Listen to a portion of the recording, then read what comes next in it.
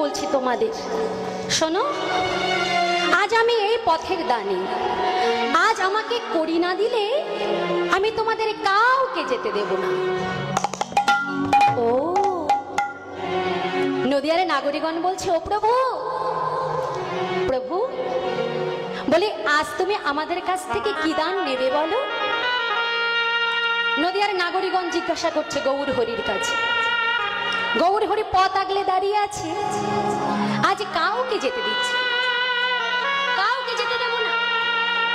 আমায় যদি করি না দাও, আমায় যদি দান না দাও, আমি কাউকে যেতে দেব না।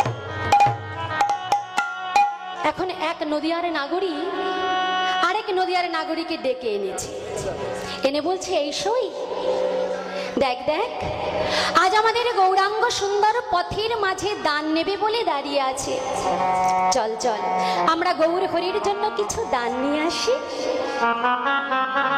এখন নদিয়ারা কি করেছে বাবা, নদিয়ার নাগরিকগণ ঘরে গিয়ে কিছু করি আর কিছু তন্ডুল এনে ভগবানের হাতে দিয়েছে। ও প্রভু, তুমি দান চাইছিলে না, এই নাও দান। এখন কিছু করি আর কিছু তন্ডুল যেই না ভগবানের হাতে তুলে দিয়েছে, মাগো গৌর হরি হাতে নিয়ে নাড়িয়ে চাড়িয়ে বলছো, মা এগুলো কি গো? আমি তো এ দান চাইনি। ও তুমি এ দান চাওনি? ও প্রভু, তাহলে তুমি কি দান চাইছো গো? গৌর হরি বলছে, আমি করিও চাইনি, আমি তন্ডুলও চাইনি, আমি তো এ দান চাইনি। এখন এক সখী আরেক সখীকে বলছে, এই সই, আমার মনে হয় গৌর হরি এর থেকেও দামি কিছু চাইছে। এখন নদিয়ার নাগরিকগণ কি করেছে বাবা, অঙ্গ হতে অলংকার খুলে গৌর হরির হাতে তুলে দিয়েছে। প্রভু বলছে, আমি তো এ দানও চাই না। এবারে নদিয়ার নাগরিকগণ সত্যি সত্যি বিপাকে পড়েছে। ও প্রভু, তোমায় করি দিলাম, তন্ডুল দিলাম, সোনা দানা দিলাম, তাও তুমি নিলে না, তাহলে তুমি কি নেবে বলো? গৌর হরি এবার মৃদু মৃদু হেসে বলছে, আমি চাই দেহদান, দেহদান, আমায় দেহদান, দেহদান। তবুও সখীরা, আহা, নদিয়ার নাগরিকগণ বুঝতে পারছে না। ওমা, তোমরা বুঝতে পেরেছো কি দান চাইছে গৌর হরি? কি দান চাইছে? টাকা পয়সা চাইছে, সোনা গহনা চাইছে, গাড়ি বাড়ি চাইছে, পুত্র পরিজন চাইছে, কি বাবা কি চাইছে?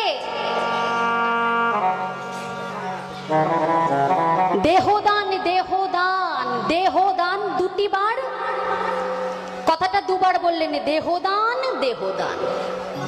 দেহ, দেহ শব্দের অর্থ কি বাবা? দেহ, দেহ, আমায় দেহ, দেহ মানে দাও, তাই তো? দেহ মানে দাও, আমায় দাও। গৌর হরি বলছে, আমায় দাও। কি দেবে? দেহদান। তোমার ওই পঞ্চভৌতিক নশ্বর দেহ 84 লক্ষ জনে ভ্রমণ করে যে স্বাদের মনুষ্য দেহ পেয়েছ, সেই দেহটাই গৌর চরণে সঁপে দাও। আমাদের এই দেহটাকে চাইছে বাবা, দেহদান, দেহদান।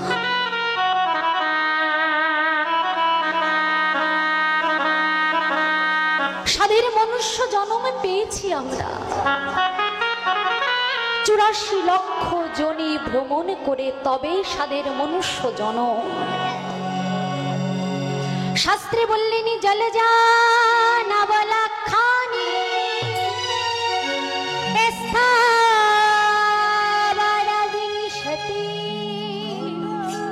কৃমি আর রুদ্র সংখ্যক পক্ষিণাং 10 লক্ষ কামি 30 লক্ষানি পশুবনশ্চ 14 লক্ষানি মানবা।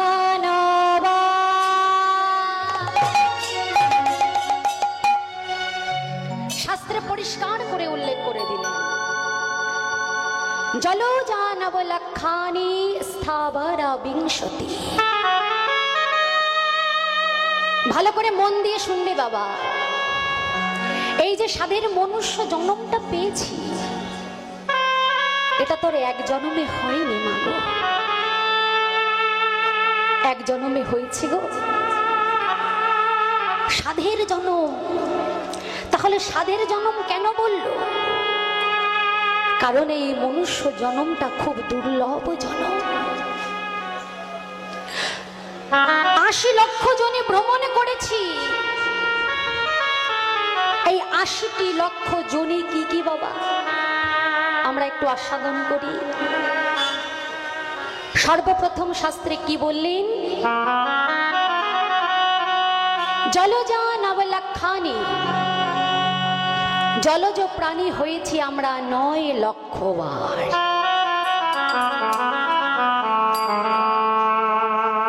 কতবার মাছ হয়েছি, শামুক হয়েছি, জলের পোকা হয়েছি। এত জন্ম নিতে নিতে নিতে নিতে যেদিন আমাদের শঙ্খ রূপে জন্ম হলো। শঙ্খ কি কাজে লাগে মা? তোমার শঙ্খ তোমাদের বাড়িতে আছে তো? প্রতিটি হিন্দুর বাড়িতে শঙ্খ থাকবে। সন্ধ্যা হলে শঙ্খধ্বনি করেন আপনারা? শঙ্খধ্বনি করবেন। সন্ধ্যা হলে শঙ্খধ্বনি উলুধ্বনি করতে হয়। শঙ্খধ্বনি আর উলুধ্বনি যত দূর পর্যন্ত যাবে আপনার সংসারের বিপদ আপদ আপনার বাড়ির চারপাশে আসতে পারবে না। কোনো অশুভ শক্তি আপনার বাড়িতে প্রবেশ করতে পারবে না। তাহলে শঙ্খ লাগে আমার গোবিন্দের সেবায়, তাই তো? যখন শঙ্খ রূপে আমাদের জন্ম হলো, জলজ প্রাণী হতে আমরা উদ্ধার হয়ে গেলাম। জলজা 9 লক্ষানি স্থাবরা বিংশতি। স্থাবর স্থাবরী অর্থাৎ তরু গুল্মলতা গাছ, বৃক্ষ জনম। বৃক্ষ জন্ম হয়েছে আমাদের 20 লক্ষ বার। আম গাছ, জাম গাছ, কাঁঠাল গাছ, কলা গাছ, কত গাছ হয়েছে বাবা। যেদিন আমাদের তুলসী বৃক্ষ রূপে জন্ম হলো, যেদিন তুলসী বৃক্ষ রূপে জন্ম হলো, সেদিন আমরা বৃক্ষ জন্ম হতে উদ্ধার পেয়ে গেলাম। কৃমি আর রুদ্র সংখ্যক, রুদ্র মানে 11 লক্ষ, কৃমি কীট হয়েছি আমরা 11 লক্ষ বার। তাহলে এই কীট জন্মের সর্বশেষ জন্ম কোনটি জানো বাবা? কীট জন্মের সর্বশেষ জন্ম কোনটি বলো তো? মায়েরা বলো। প্রজাপতি। প্রজাপতি। মধুমক্ষিকা মানে মৌমাছি। মৌমাছির কাজ কি? ফুলে ফুলে গিয়ে মধু সংগ্রহ করা, আর সেই মধু এনে মৌমাছি চাক বেঁধে রাখে, আর সেই চাকের মধু দিয়ে কার সেবা হয় গো? ভগবানের যখন অভিষেক করানো হয় তখন দেখবেন মধু দেওয়া হয়, তাই তো? তাহলে মধু আমার ভগবানের সেবায় লাগে। আমরা কীট জন্ম হতে উদ্ধার হয়ে গেলাম যখন আমাদের মধুমক্ষিকা রূপে জন্ম হলো। পক্ষিণাং 10 লক্ষ বার। পক্ষী জন্ম, পাখি জন্ম হয়েছে কতবার আমাদের? 10 লক্ষ বার। এই পক্ষী জন্মের সর্বশেষ জন্ম কোনটি? সর্বশেষ জন্ম কোনটি জানো? জোরে বলো, আমি শুনতে পাচ্ছি না। আমার বাবাজি বললেন ময়ূর জন্ম। তাহলে এত তো পাখি আছে বাবা, এত পক্ষীর পালক কি আমার ভগবান কোন পাখির পালক কি শিরে ধারণ করেছে? কি মা করেছে?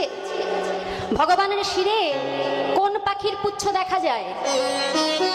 জোরে বলো, ময়ূর। তাহলে ময়ূরের পুচ্ছ আমার ভগবানের সেবায় লাগলো, তখন ওই ময়ূর রূপে জন্ম যখন হলো, পক্ষী জন্ম হতে আমরা উদ্ধার হয়ে গেলাম। 30 লক্ষানি পশু বানশ্চ,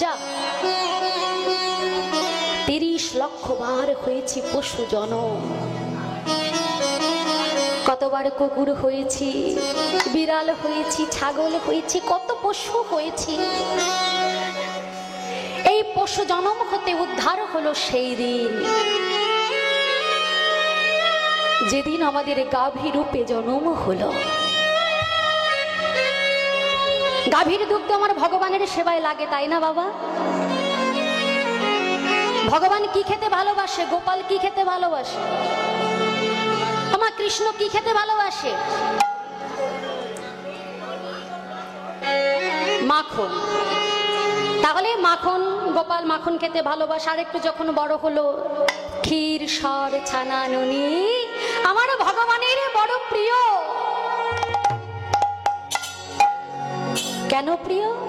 দেখুন, দাপর যুগে ক্ষীর, সর, ছানা, নবনী ভালোবাসতো তো, তাই বেছে বেছে কিন্তু ওই ঘোষের ঘরেই গেল বাবা, গোয়ালার ঘরেই গেল। দেখুন গোয়ালারও কত ভাগ্যবান, আমার ভগবানকে মাতা যশোমতী তাকে গর্ভে ধরেনি বাবা, কিন্তু গর্ভে না ধারণ করেও মাতা যশোমতী ভগবানের মা হয়েছে। তাহলে আপনাদের মনে তো প্রশ্ন আসে যে গর্ভে ধারণ করলো একজন আর মাতৃত্বের স্বাদ পেল আরেকজন, কি বাবা? সন্তানকে যদি মা তার স্নেহ, আদর, ভালোবাসা দিয়ে লালন পালন করতে না পারে,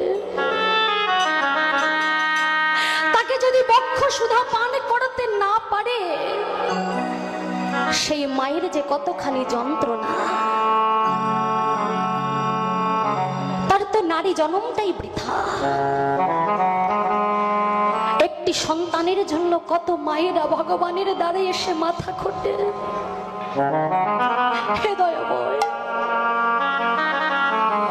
নারী জন্ম দিয়েছ বটে, কিন্তু মাতৃত্বের সুখ তো আমায় দিলে না। কিছুদিন আগেই গেল বাবা মাতৃ দিবস, তাই না বাবা? সোশ্যাল মিডিয়ায় তোলপাড়, মাতৃ দিবস, সবাই মায়ের ছবি দিয়ে দিয়ে পোস্ট করছে ফেসবুকে।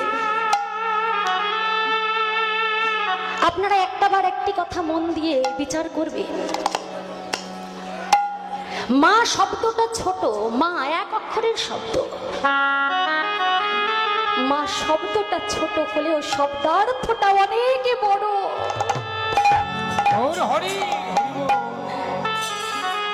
একজন মা 10 মাস 10 দিন সন্তানকে গর্ভে ধারণ করে,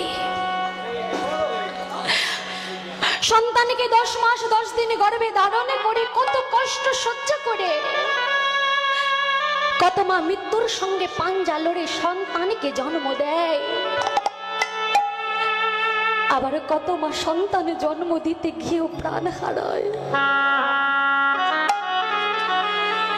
তাই শুধু ফেসবুকে মায়ের ছবি পোস্ট করলেই মাতৃ দিবস পালন হয়ে যায় না, আগে সন্তানের কর্ম করো, বাবা মাকে শ্রদ্ধা করো, ভালোবাসো, পিতা মাতার চরণে হাত দিয়ে প্রণাম করো, তাদের আশীর্বাদ নাও। বৃদ্ধ মাতাকে দুটো খেতে দাও, তবেই তো তুমি সন্তানের মতন সন্তান হতে পারবে।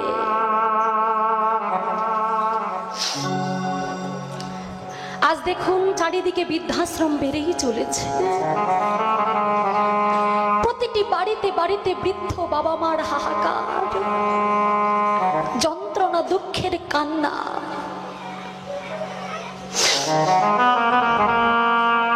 বাবা মা মরে গেলে সাত পাড়ার লোক খাইয়ে লাভ নেই, বেঁচে থাকতে তার মুখে দুটো ভাত দাও। হরি বল, হরি বল। বাবা মার যদি সেবা করতে পারো, পিতা মাতার যদি সেবা করতে পারো, তবে জগৎ পিতাও তোমায় ভালোবাসবে। নিজের মাতা পিতাকে ভালোবাসলে না, অথচ গুরু বাড়িতে গুরু দেবকে বাড়িতে এনে গুরুদেবের সেবা দিলে, বাড়িতে বৈষ্ণব সেবা দিলে তোমার সেই সেবা কোনো কাজে লাগবে না, যতদিন না তুমি পিতা মাতাকে ভালোবাসতে পারছো।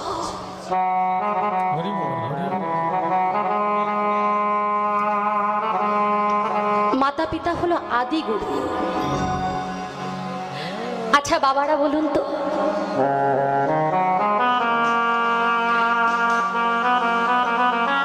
যে একের পাশে যদি শূন্য দেওয়া হয়, তাহলে একের মান বেড়ে গেল নাকি শূন্যের মান বেড়ে গেল?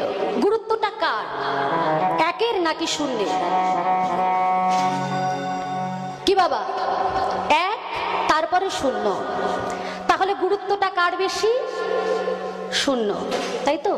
তাহলে আমি একটাকে সরিয়ে নিলাম। আপনি যদি পরপর শূন্য বসাতেই থাকেন ইজ ইকুয়াল টু 0, তাহলে সবার আগে গুরুত্ব হলো এক, তাই তো বাবা? আরে একটা কে জানো? এই একটা হলো পিতা মাতা। পিতা মাতা হলো এক, আর পিতা মাতাকে যদি ভালোবেসে তুমি গুরু সেবা করতে পারো, ওই একের পাশে আরেকটা শূন্য বেড়ে গেল। পিতা মাতাকে ভালোবেসে তুমি যদি সাধু গুরু বৈষ্ণবের সেবা দাও, আরেকটা শূন্য বেড়ে গেল। পিতা মাতাকে সেবা দিয়ে তুমি যদি তীর্থে তীর্থে ভ্রমণে করো, আরেকটা শূন্য বেড়ে গেল। কিন্তু বাবা মাকে ত্যাগ করে তুমি গুরু ভজন করো, কৃষ্ণ ভজন করো, মঠ মন্দিরে ঘুরে বেড়াও না কেন, ইজ ইকুয়াল টু সব 0। তাহলে যে কথাই ছিলাম আমরা, যে দেবকীর গর্ভে অনাদি রাধি গোবিন্দ আমার জন্মগ্রহণ করলেন। তাহলে জন্মগ্রহণ করলেন দেবকীর গর্ভে, মা ডাকলেন কাকে? যশোদাকে। লালন পালন হলো কোথায়? নন্দ মহারাজ গোয়ালার ঘরে। তাহলে যশোদা ভগবানকে গর্ভে ধারণ না করেও মাতৃত্বের সুখ পেল, আর দেবকী ভগবানকে গর্ভে ধারণ করলো, অন্ধকার কারাগারের মধ্যে জন্ম দিল, কিন্তু মাতৃত্বের সুখ পেল না। তাহলে দেবকী কি অপরাধ করেছিল? এটা যদি জানতে হয় আমাদের চলে যেতে হবে একটু ত্রেতা যুগে। মায়েরা একটু মন দিয়ে আস্বাদন করবেন, খুব মন দিয়ে শুনবেন। তো ত্রেতা যুগে রামচন্দ্রের কয়জন মা ছিল বাবা? রামচন্দ্রের কজন মা ছিল? 3 জন মা ছিল। নামটা বলুন তো। খুব ভালো, বোঝা যাচ্ছে আপনারা কীর্তন মন দিয়ে আস্বাদন করেন। তাহলে কইকেয়ী আর কৌশল্যা, সুমিত্রা। তাহলে রামের মা কে ছিল? কৌশল্যা ছিল রামের মা, আর সুমিত্রা আর কইকেয়ী ছিল দ্বিমাতা। এখন রাম রাজা হবে বাবা, রাম রাজা হবে, পরের দিনে রামের অভিষেক। তার আগের দিন রাত্রিবেলাতে মন্থরার কথায় কইকেয়ী রাজা দশরথের কাছে গেলেন, গিয়ে বললেন, মহারাজ, আপনার কাছে আমার যে দুটি বর পাওনা ছিল, আজ আমি আপনার কাছে সেই বর দুটি চাইতে এসেছি। দশরথ বলছে, বেশ, বলো তাহলে কি বর চাও তুমি। তখন কইকেয়ী বলছে, মহারাজ, আমার প্রথম বর চাইছি আমি, রাম রাজা হবে না, আমার পুত্র ভরত রাজা হবে। দ্বিতীয় বর, 14 বছরের জন্য রামকে বনবাসে চলে যেতে হবে। এই দুটি বর চেয়ে নিলেন। এবার পরের দিন যখন 14 বৎসরের জন্য রামচন্দ্র বনে চলে যাবেন, সাথে চলেছেন সীতা দেবী আর অনুজ ভাই লক্ষ্মণ। সন্তানকে বনবাসে দিতে মার কতটা কষ্ট হচ্ছে বাবা। মা কৌশল্যার বুকটা ফেটে যাচ্ছে, তার জ্যেষ্ঠ পুত্র রাম 14 বছরের জন্য বনবাসী হবে। দেখুন, পিতৃসত্য পালনের জন্য রাম চলেছে বনে। এখন কৌশল্যা মা কি করেছে বাবা, রাম যখন বনবাসে যাবে, তখন কৌশল্যা মা 1 বাটি দুগ্ধ এনে রামের মুখে ধরেছে। আপনারা জানেন, যদি কোনো শুভ কাজে বাহির হতে হয়, দুগ্ধ পান করুন বা দইয়ের ফোঁটা দিয়ে যদি ঘরের বাহির হওয়া যায়, সেই কাজ তার শুভ হয়। এখন 14 বছরের জন্য সন্তান চলে যাবে বনবাসে, মা তো নিজের হাতে তাকে সেবা দিতে পারবে না বাবা। মা কৌশল্যা 1 বাটি দুধ এনে রামচন্দ্রের মুখে ধরেছে, খা বাবা, জানি না আরে কবে তোকে খাওয়াতে পারবো, খা বাবা। যেমনি না বদনের সম্মুখে ধরেছে, মুখের সামনে দুধের বাটিটা ধরেছে বাবা, ছুটে এলেন কইকেয়ী, ছুটে এসে সেই দুধের বাটিটা ছুঁড়ে ফেলে দিলেন। সন্তানের মুখের সামনে থেকে দুধের বাটি ফেলে দিল বাবা। কোন মা কি পারে সন্তানের মুখের খাবার ফেলে দিতে? যতই সে দ্বিমাতা হোক না কেন, রাম তো তার সন্তান। তখন প্রভু রামচন্দ্র বললেন, মাগো,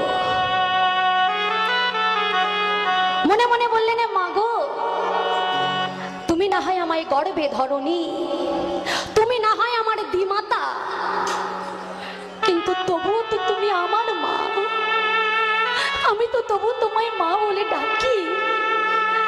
আজ তুমি মা হয়ে পারলে মাগো সন্তানের মুখের সম্মুখ হতে খাবার ফেলে দিতে, সন্তানের মুখের সামনে থেকে দুধ ফেলে দিতে তুমি পারলে? বেশ, আজ তুমি কৌশল্যা মাকে কাঁদিয়েছ, তুমি মহা অপরাধী করেছ, তুমি মা হয়ে সন্তানের খাবার ফেলে দিয়েছ, তুমি মহা অপরাধী করেছ। তাই এই অপরাধের শাস্তিও তোমাকে পেতে হবে। কবে জানো? 1 যুগ নয়, 2 যুগ নয়, 3 যুগ ধরে তুমি এই অপরাধের শাস্তি ভোগ করবে।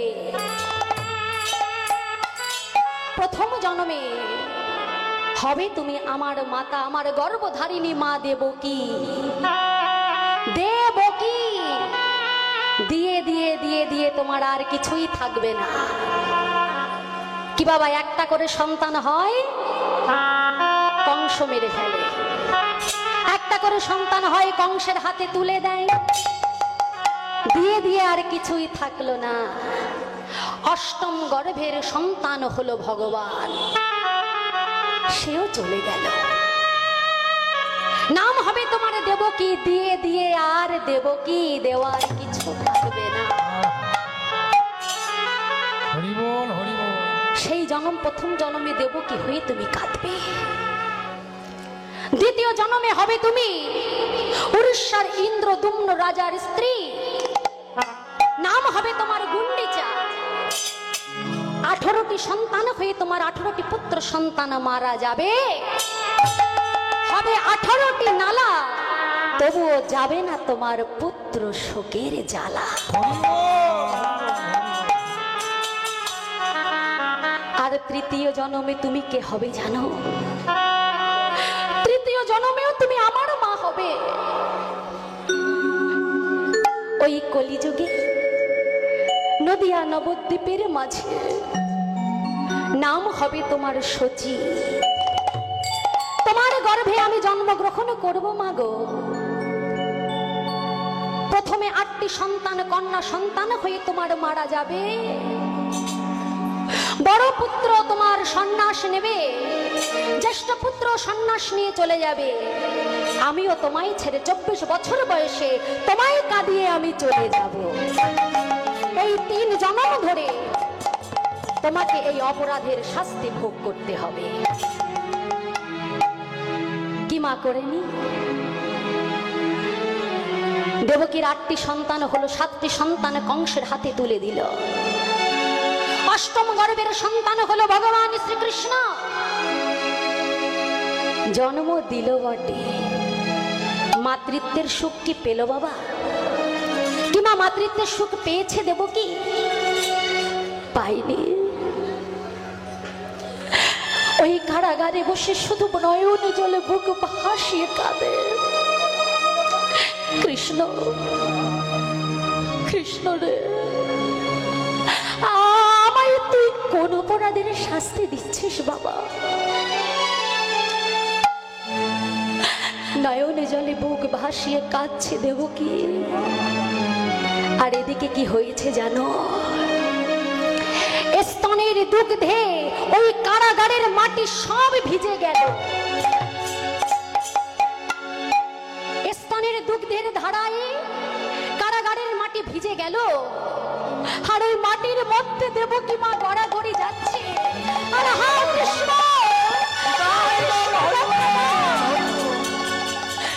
কৃষ্ণ দেখা দাও।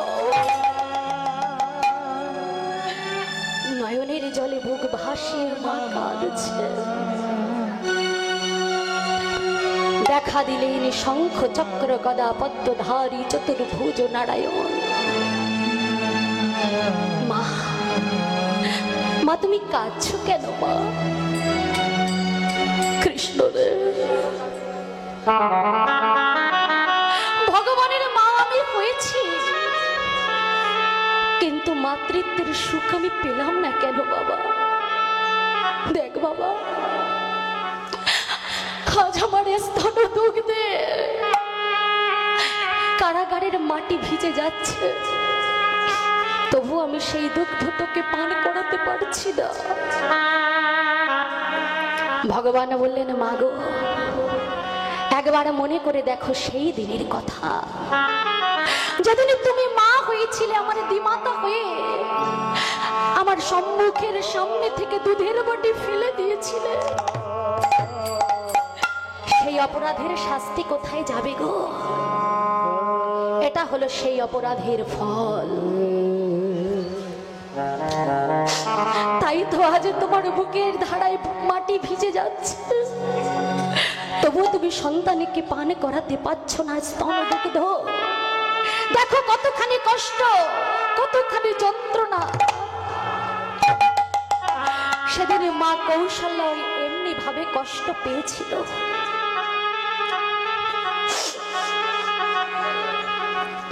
কি বাবা, তখন ভগবান বলেছিল মাগো, আজ যে বক্ষ সুধায় মাটি ভিজে যাচ্ছে, তোমার এই বক্ষ সুধাও বিফলে যাবে না। আজ যে বক্ষ ধারায় মাটি ভিজে যাচ্ছে, আগত কলিযুগে আমি অন্য কোনো পাত্রের সেবা গ্রহণ করব না মা। সোনার পাত্র নয়, রূপর পাত্র নয়, তামার পাত্র নয়, যে বক্ষ সুধায় ওই মাটি ভিজে যাচ্ছে, সেই মাটির পাত্রে আমি কলিযুগে প্রসাদ গ্রহণ করব। নিতাই গৌর হরি বল।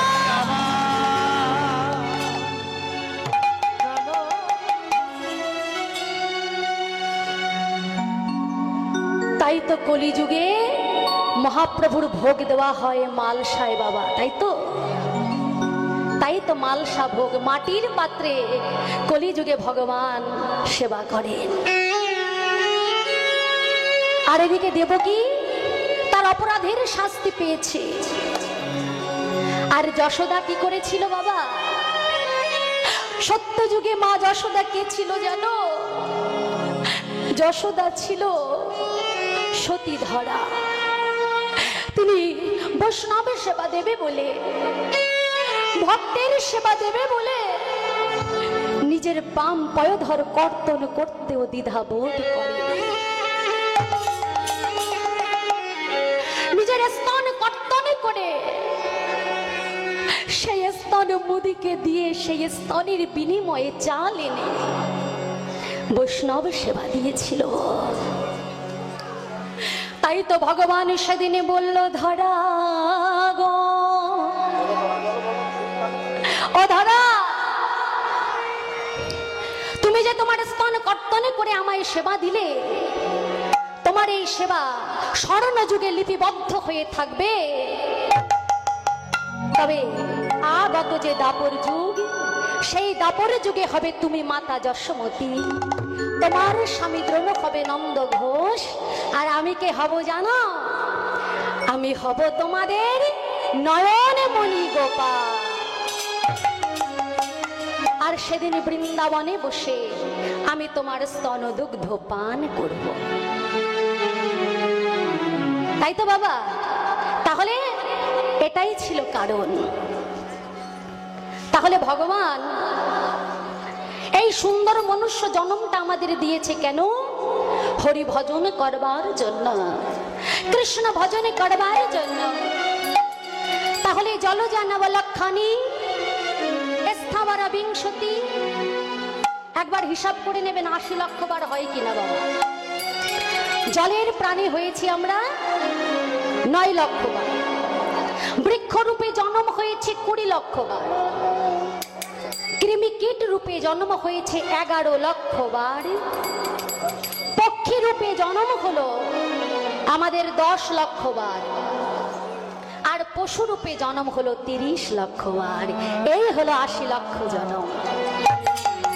এই ৮০ লক্ষ জন্মের পর আবার ৪ লক্ষ জন্ম আছে। কি বললেন? ২৪ লাখানি মানবা। লাস্টে কি বললেন? ২৪ লাখানি মানবা, মানে ৪ লক্ষ বার মনুষ্য জন্ম। এই ৪ লক্ষ বার মনুষ্য জন্ম কি কি বাবা? একটু বসো বাবা, যায়নি তাই।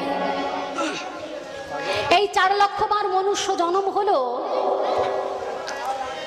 কত মানুষ এই জগতে আছে না বাবা প্রতিবন্ধী, কারো দুটো হাত নেই, কারো দুটো পা নেই, কেউ অন্ধ, কেউ বোবা, কেউ কালা। ছোট ছোট বাচ্চারা কাদের দেখলে ঠাট্টা করে না, ভেঙচি করে না বাবা?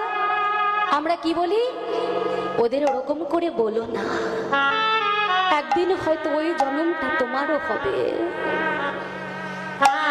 তাই অন্ধ, কালা, বোবা সেই জন্ম আমাদেরও হয়েছে, বা আগামীতে হবে কিনা তাও জানি না। যে ব্যক্তিটি অন্ধ, সে মন্দিরের দ্বারে এসে ভগবানকে বলে, দয়াময়, তুমি তো আমায় সব দিলে প্রভু, সব দিয়ে তুমি আমার দৃষ্টি শক্তিটাই কেড়ে নিলে। যদি তুমি কোনোদিন আমায় দেখবার মতন শক্তি দাও, সেদিন আমি নয়ন ভরে তোমার যুগল রূপ দর্শন করব।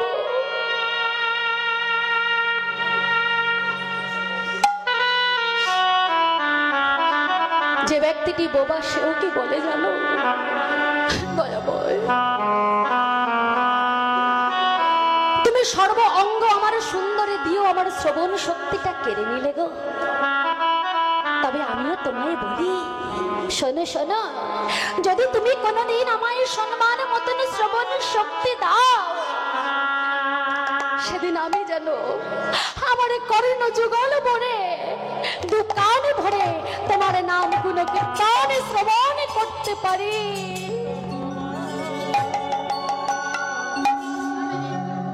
আহা,